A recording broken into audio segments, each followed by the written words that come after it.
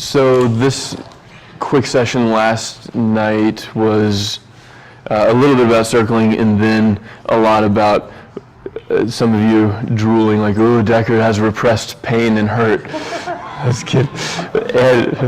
But also, I really felt a lot of you caring about me, and I appreciate it.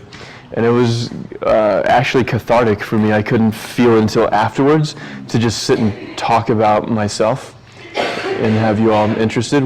I'm grateful for that time. I do want this session to be more focused on, this is not really a training environment, but I think even in TurboBlast we can get some training in on what is circling and what are some tips on having it be as potent as possible. That would be my preference as we have questions about the practice, at least at first. And then if we get some good traction there, then maybe we'll indulge a little hearing more about my anguish, my leader phobia. But anyone have any questions or comments they're noticing about the practice this weekend you want to bring to the conversation? Yeah, right here. Hi.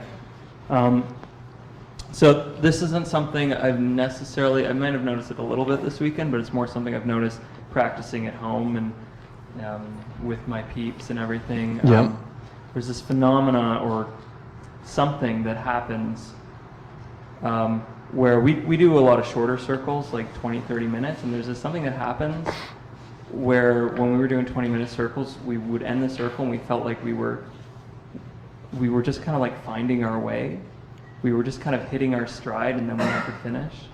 Obviously 20 minutes is a short circle, but I've had lots of experiences of circles that are like really potent or really like rich, and they we're not getting anywhere, but like we find a stud or something really quickly. Yes. And I'm just wondering like what you thought was the difference between those circles where we feel like we're just kind of like finding our way for a long time and those where we lock right in there. Yeah.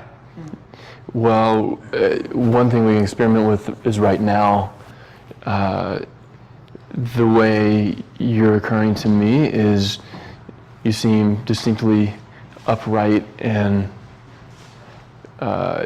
thoughtful. Something about the pace of the way you're speaking, and I'm imagining being with you while you're sharing, and you're trying to in a measured way. You're not like, I gotta figure this out. And you're not removed kind of like, I wonder what that is theoretically. But there is a measured, you're wanting to get this clear. Yeah. And I'm now remembering that you're an engineer by trade as well. So one question I have for you is, do you want to know the answer to your question? Like, say I had the perfect answer for you. Yeah. And in that, I'm hearing uncertainty a little. Yeah. Like, is that a maybe? You asking me had me doubt myself. Yeah. That makes sense. I want my circles to be potent, and I want to be able to train people to have potent circles. Yeah. I don't want it to feel like we've spent half an hour together and we're just kind of. Yes. We're not really sure what we were doing. So here's my reflection, and this may be relevant. I'm not there back home, but in this moment, one thing I'm tracking is you seem focused on what the objective you would like to accomplish, which is I would like to have more potent circles and teach other people to run it more efficiently. So yes, I want it in that way. Bookmark the idea that when you're in that mode, I can ask you one question and have you doubt yourself. I'm curious about that as well. But it seems very distinct. You okay? Yeah. Cool. That seems distinct from a personal want. No, this matters to me. And there's this specific circle maybe that in mind, or this person, or this opportunity, and we only have 20 minutes where I'm personally invested. And I'm asking Decker a question to get clarity for something that matters to me personally versus something that matters to me more in the masculine sense of like, I want to get this clear. You with me so far? Yeah, I feel like it does, like it really does matter for me, but I can't really touch into it. Yeah, it's harder to feel it right now. Yeah. I totally get that. Any of you who've related with Josh, probably any of that seem familiar? seeing some nods. Serious passion, really matter. His whole life ends up being about this. And a little bit that he's also more thinking about it in some ways. You may get some reflection from your community around this, but I believe you that it actually does really matter to you in a personal way. Somehow that's not translating for me. I'm not feeling it with you as much as I would if I circled you for 20 minutes on it. And my hunch is that that is probably happening at home. The ones where you lock in quick, I bet you, at least for you, I wouldn't say this, everyone has to do it this way, but for you and your crew, my, just from the hip shot is to err on the side of personal care.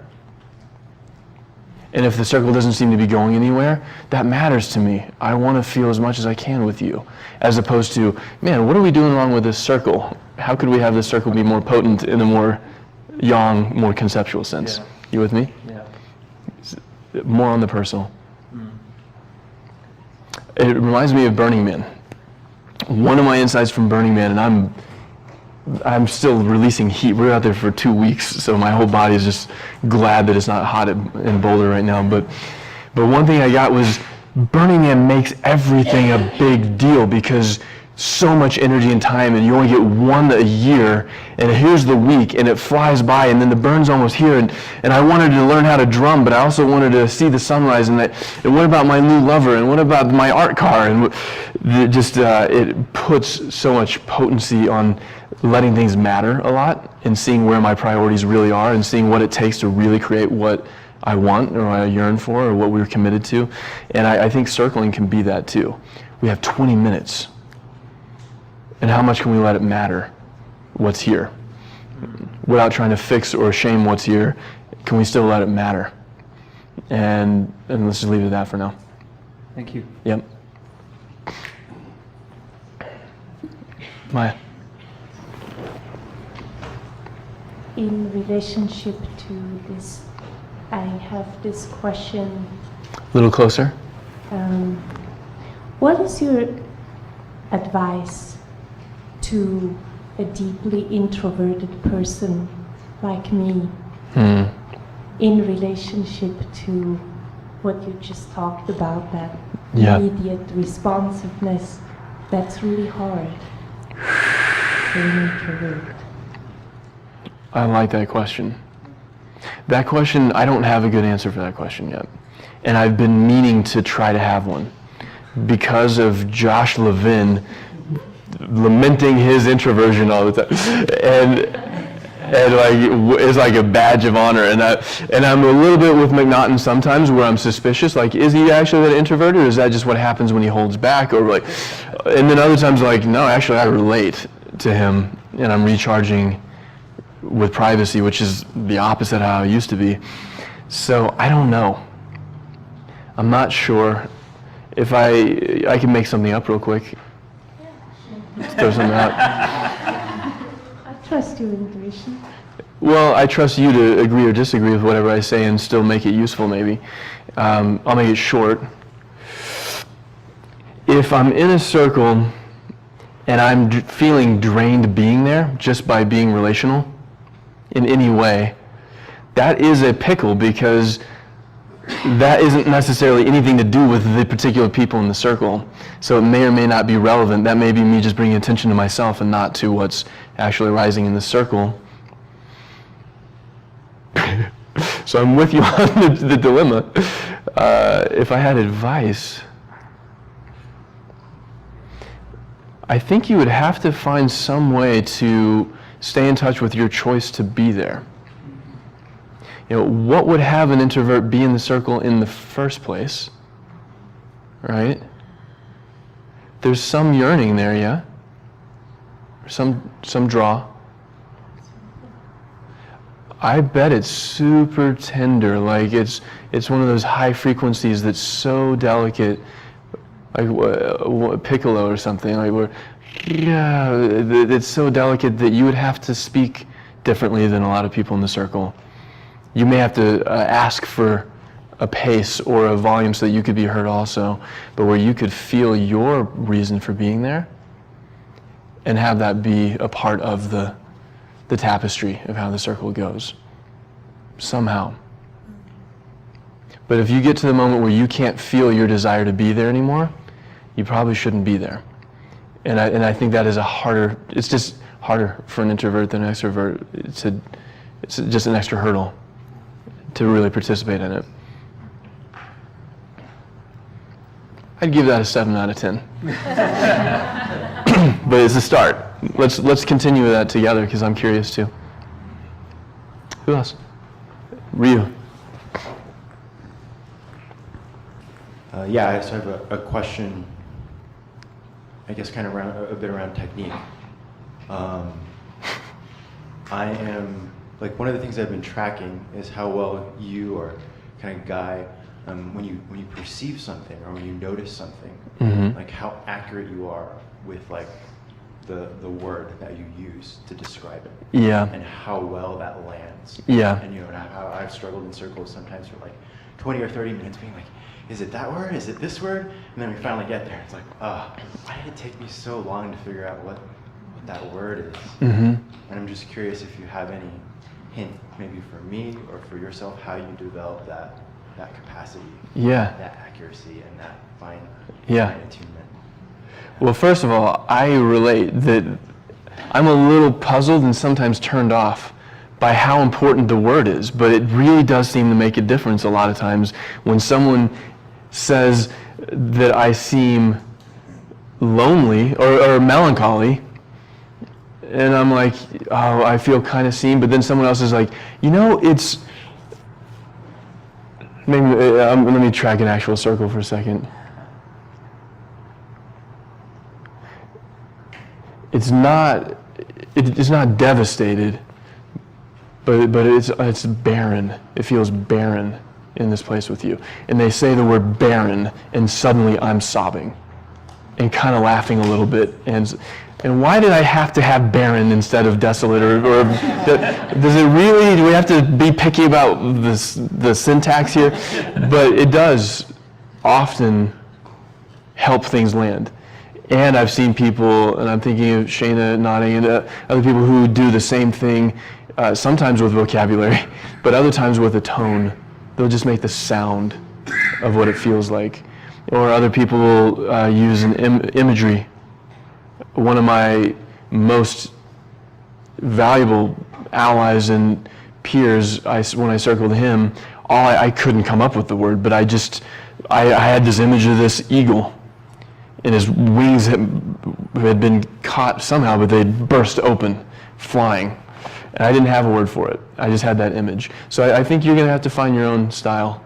I appreciate your wanting precision and to really nail exactly as close as you can what it's like for someone else. And it may or may not be with a word. It could be with a tone, image. I've heard people use poetry sometimes. I didn't really answer your question. I don't know how to work on the vocabulary thing for sure, but keep trying. Grab a thesaurus, I guess.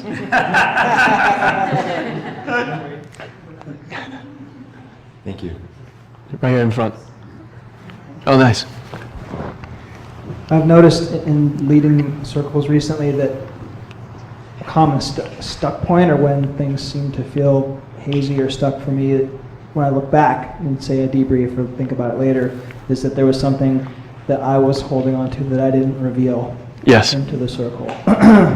And it's happened enough now that I'm just kind of wanting to look more deeply into that and discover how to get a little more grease onto that so that I can almost just find a way to smooth that out. I don't know if that's, is there I think there's a question there. What's a good way to work towards that? Yeah, what role can it play for the person leading a circle to reveal stuff going on for us? And what I'm really comfortable with is me speaking that I'm not pleased with how the circle is going. Like, that gets missed a lot.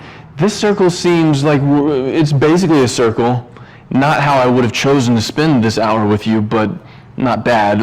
But I'm still wanting more, and the particular way it seems not circling is it seems kind of circling but kind of blank. Like if it's an opportunity to isolate something in the dynamic that seems not as alive as you would want, and you're just like, sorry, I have preferences.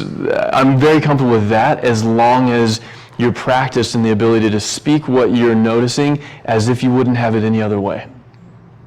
Now, if I'm leading and I'm like, yeah, but this seems kind of like efforted or really careful, like we're fragile, and I'm complaining as if you shouldn't be that way, you're doing the opposite of circling. But if your tone, your attention, what you're inviting is to invite even more awareness to what's already here, then I'm a full go for that. And I do think that's one of the main places where things kind of get stuck. You're like, damn it, where's that lock-in point? That's one way to get there, is just speak how the circle seems to be going. And it's okay this is just my assessment. You're the one leading the circle. So that I'm comfortable with.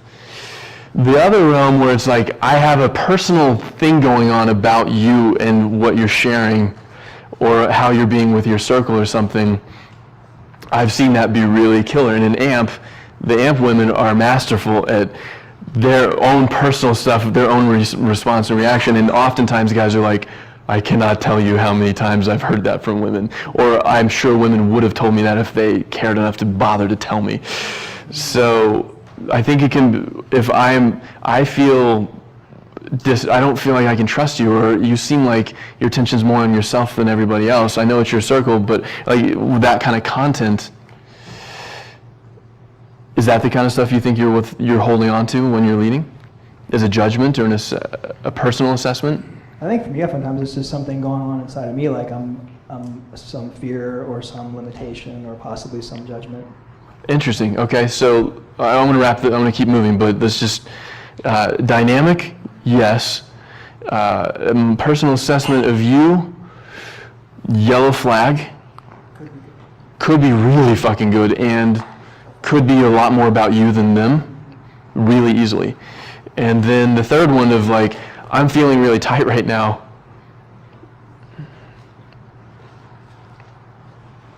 Or I'm finding myself, it's hard for me to breathe being with you, that kind of stuff.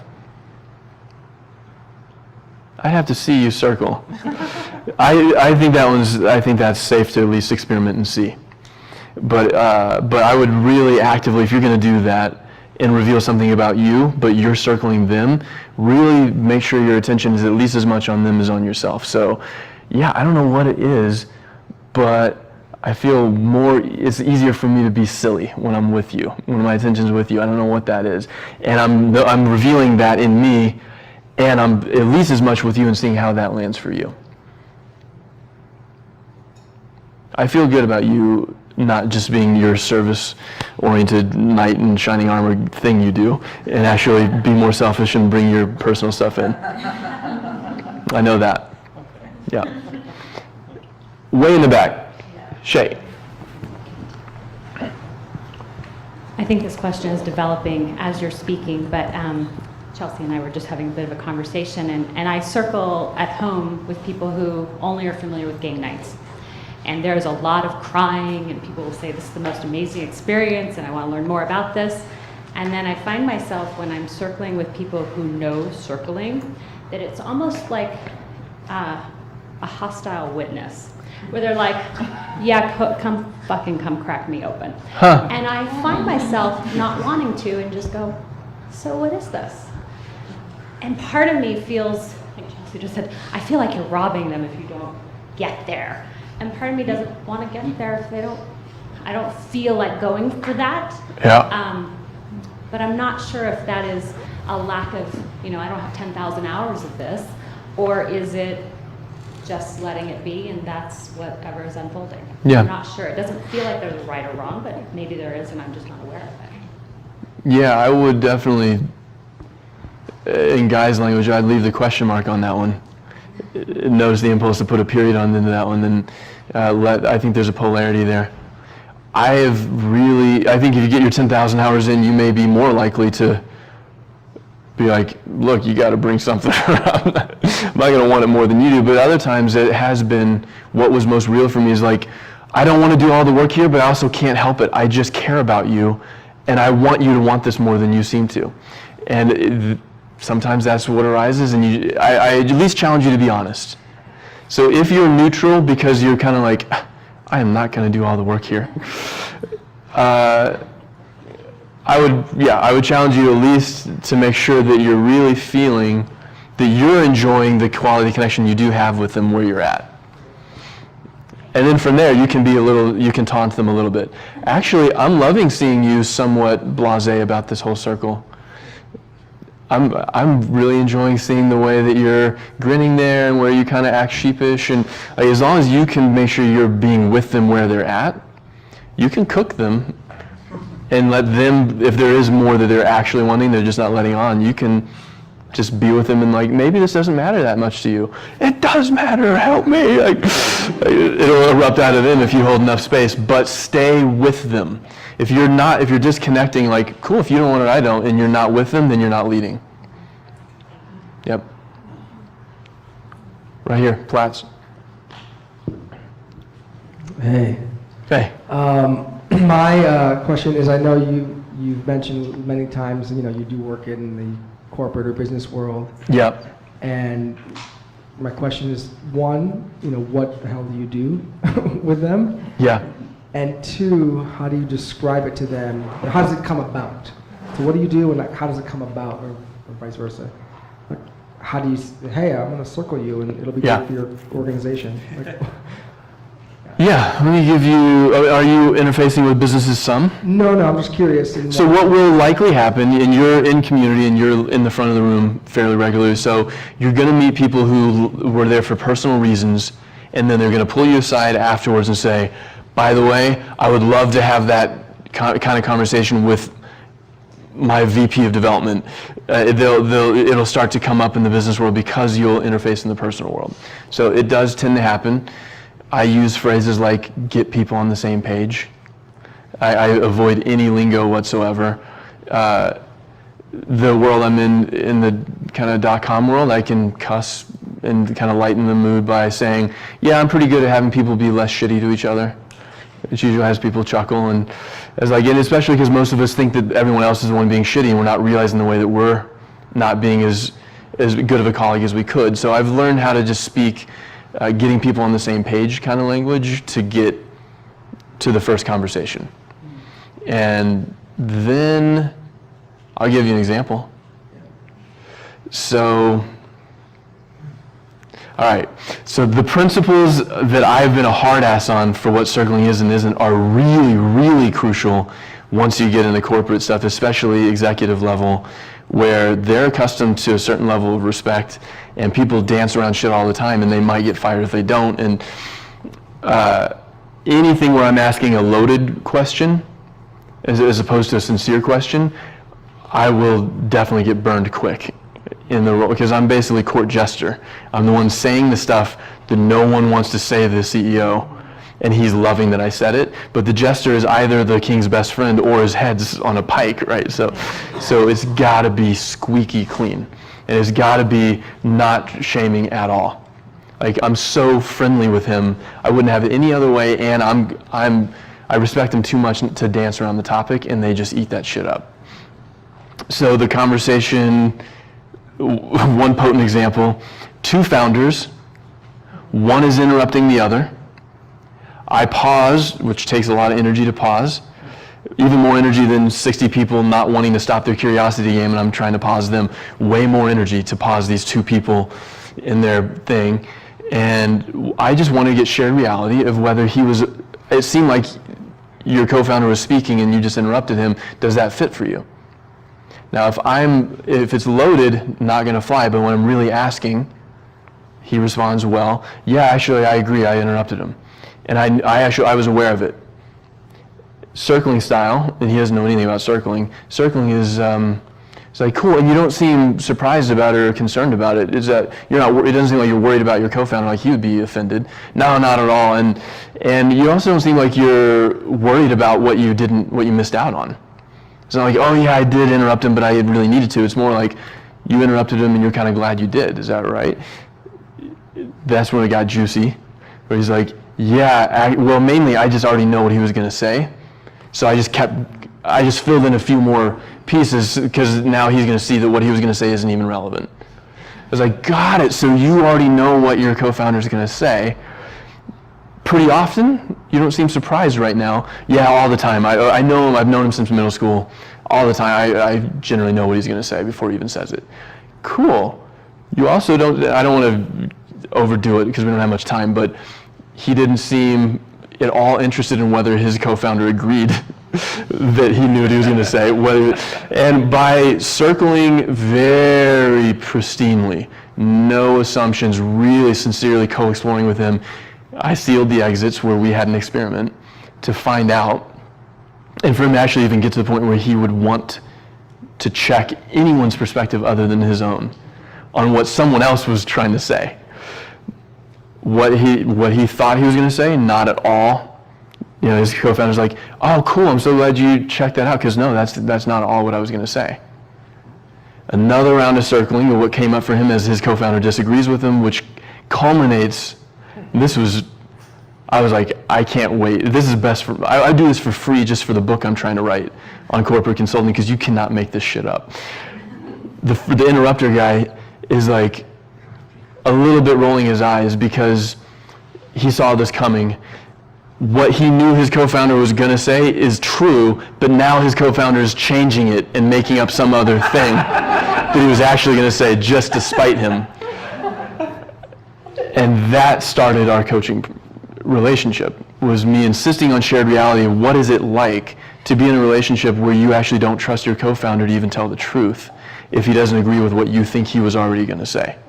And all the places that showed up through the whole company. You tracking me? That has changed the entire company. That one conversation from there, I actually helped send other consultants for them because they had to do layoffs and all this other stuff. They didn't like the consultants. It seemed like they were just kind of putting templates, like corporate consulting templates, just overlaid on them. But why can't Decker help us? Is he busy or what? I was like, well, shit, I should just went anyway. But I didn't think they would want to because I have never been so harsh. First meeting ever, I was really hot on their ass, and they loved it and asked me to come back. So there's one snapshot. It's a wild ride. Yeah. Well, thank you.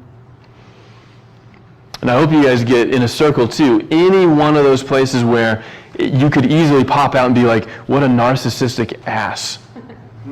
I'm going to help him see how narcissistic he is. It's fucking over. If you're circling, you are relinquishing the right to separate and judge and come to the conclusion. I had to actually be with, he might be right. He might be a fucking psychic. Maybe he's absolutely accurate, and what his co-founder was going to say is maybe this saves the company for him to interrupt his co-founder. I don't know. I have to be willing to entertain any possibility, so it's a sincere co-exploration. If you can't do that in a circle, you can't lead it. We got 5 minutes. Just really, really quick. Just what do you call yourself professionally when you do this? I try not to. What do people call you?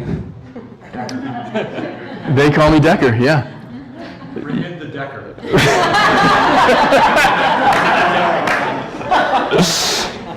I think every once in a while a term will come up. Usually after a meeting, they'll be like, because I'll bring in some circling, and they're like, is that what consultants do? I haven't seen a consultant do that. I'm like, well, I have my own style and stuff. But so the terms will come up organically, but really, where I'm at now, and in the Bay Area culture, but in the startup culture, people just want results. It's really nice. Not a lot of titles. Definitely no resume.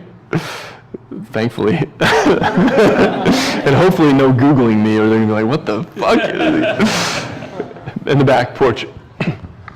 So you were in the room when I did my rant last night in the lightning talks, and yes. You know, I have my own love for the practice and where I think it really shines, and then my own criticisms of the kind of tendencies that our culture can have at times, and that was kind of what I was ranting about. I'm just wondering if you can talk a little bit about, maybe respond to some of the things I said, but specifically, do you, like, having been circling and around circling communities for a long time, are there things that you think actually might be intrinsic to the practice that, like, are blind spots for relationships or for connection. Like if circling maybe is actually better in conjunction with maybe something else or something more. And are there ways if we kind of just get locked into this particular kind of, level 3 authentic relating that it kind of blows up or something? I think I loved your rant, first of all, and that is a subject-object move. The thing in the background that bugs all of us in some way, or something, at least a lot of us, having it be explicit and played with, I'm so grateful for that. But I don't think most of the stuff you said is like par for the course. Anything you focus on and get mastery around can get lopsided. And mostly what I heard is polarities. You were just pointing out where we get lopsided and imbalanced. Like everything has to be relational, everything has to be lower left quadrant. What about upper left quadrant? Go fucking journal about it. Maybe I need to hear about it, maybe I don't. I just heard on each of them mainly a polarity concern that I see in any practice. So we're specialists, we focus on this one thing, we got really good at this one thing, and yes, because of that we have to always look to balance it. It's not about circling per se, other than, I guess, relationship is where the narcissistic hook, where that feed is, it's ripe for it maybe more so than other practices. But I didn't hear much about circling more than just something in general. But because it's relational, I'm still going to say again, I'm really more and more clear that we have to be committed to something other than the yin, other than just being so seen and so with each other. In service of what? Not to the point of some of the integral teachers who are like dismissive of and kind of repelled by that. I think it is an end in itself for us to feel profoundly with each other. And it is like cannibalistic after a while. Like everything I have is to give and get is inside of this community, and there's got to be something beyond it to balance it. It's another polarity. And I've loved some of the examples I've heard floating around of circling applied to this, or a community that uses circling but is all about different focal points with kids, with wildlife, all kinds of cool stuff. That was fast. We still have time. Yes.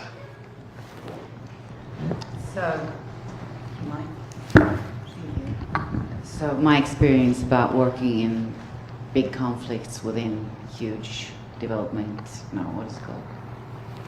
Companies, thank you, is that they really are longing for that kind of communication. And they always ask for, can you come as a communication expert? And when they kind of dive into learning the way of getting to know each other, they reveal themselves, right? And they just love it, but they need the safety. So when I feel as consultant that they are doing it, they're good at it, they've found themselves and they are really resolving their problems, it's kind of like they just want that little hand always to be there. Yeah. Yeah. I just want it to be sustainable. Without you having to be there? Yeah. Yeah. It's like, oh God, you've got all the keys you need. You've done this 100 times now. And they really do. Yeah. And still, they want that little hand. Yep. Yep. And you... Way of... Have I found a way? Yeah. Well, my coaching, when I coach, my standard for when we're done, finished, is when two things. One, they can catch their primary pattern that runs them before I can in a session. So they're so aware that they can catch themselves mid-sentence, oh, and I'm about to apologize for myself again. They catch it before I can. That's one. And two, they have a relationship somewhere in their life where they go at least as deep as they go with me in a session. So when they have both the yang and the yin, that's when we shift gears to more like a mechanic where, they still need an oil change quarterly or twice a year or something. And I'm working that with companies as well. But jury's out, because there is something about the fact that I don't mind getting fired as much. My livelihood is not based on this one company, this one relationship, that it is safer for me to be the jester than But them. it's just like they want to be fucked again. Like, yeah. I think so. I think they would probably be fine on their own, but they don't know that they. I don't know. I'm with you exploring that and how much can you resource them to be able to have the real conversations with or without you in the room. They want me in the room and I don't even say anything, and they're more real just because I was sitting there. It's kind of They're nice. doing it just as you say. They take it all out in the rest of the organization, and they just want to be seen in that too. Like, yeah, and that's the beauty over that. But I just also want to acknowledge that there is something about a neutral party, and having someone lead a circle for you in an intense situation with a friend, colleague, lover, like there is something powerful about having someone who's just personally, even if I am capable of going to neutrality, it's nice to have someone who just has space from it, whether it's corporate or not. I think it's underestimated how powerful that is. I've had companies are offering me equity, especially when they're starting out, and I'm cautious because I'm like, well, if I'm getting equity instead of cash, then I'm not neutral. I want them to do well anyway, but I really personally want you to do well, so stop fucking doing that. And I'm losing my neutrality, so I'm new at it. I'm feeling it out. But I think that's relevant for all circles, especially the power of that neutral party. We're pretty much at time. One theme I'm just keep flashing to, the yin yang that came up in several of the questions. Just want to reiterate, two major things that happen in a circle is I'm insisting on the yang side, I'm insisting on being with you, getting on the same page about how you're occurring for me around how attentive you are and how still you are right now. And assume that if you keep enough of a connoisseur's attention on that stillness, it's not just stillness. There's a unique way that Sean does stillness that no other human being does stillness. And if I stay with it and we keep getting shared reality, I'm going to nail, like Ryu was talking about, I'm going to find the perfect word, the perfect phrase of his unique stillness that has never been seen and never will again. So much so that he may get his stillness. And that is that yang moment of like, I guess that is something I do, for better and for worse, actually. That bites me in the ass sometimes because I don't realize I'm doing it. And there's a positive side. So by being very rigorous on, I just want to get shared reality with you of how you're occurring, how you're being, that's uniquely you, they often get this moment like, fuck, I just learned something about myself. I thought you were trying to learn about me. You just helped me learn about me. That's the yang side. When in doubt, you can at least do that. Or the yin side is slowing down enough so that when I'm bemoaning how I was reluctant to come to this conference, there's a level I've let myself feel my reluctance. And if you're really wanting to be in that reluctance with me and you were circling me, you're wanting what kind of reluctance? Reluctance like, oh yeah, I'm not sure, or reluctance like, oh, is there a lot? It doesn't seem like it matters that much to you either way. If you really reflect on, like, I get that it comes off that way, but actually no, it does matter a lot. And do you know how much time I put into this? Like by pacing with me, you're going to help in the yin way, just have me not get some new perspective or some new frame on myself, but just slow down to feel what I already knew was there more fully. And that, the way we're out of sync, we're so fast, and so I already know that about myself. It's really rare to have the opportunity a circle provides to slow us down. I'm not slowing you down to help you embody your emotions. I'm slowing you down so I make sure I get to know what's going on for you, which just so happens to conveniently help you feel your emotions way more than you had allowed yourself to. When in doubt, either exquisite attention on the unique way that anyone's being, or I want to make sure we're feeling it together so fully that you help them feel it more fully. Those are the two most simple ways I can remind you of what circling can bring. And we're at time. Yeah, that was fun. You're welcome.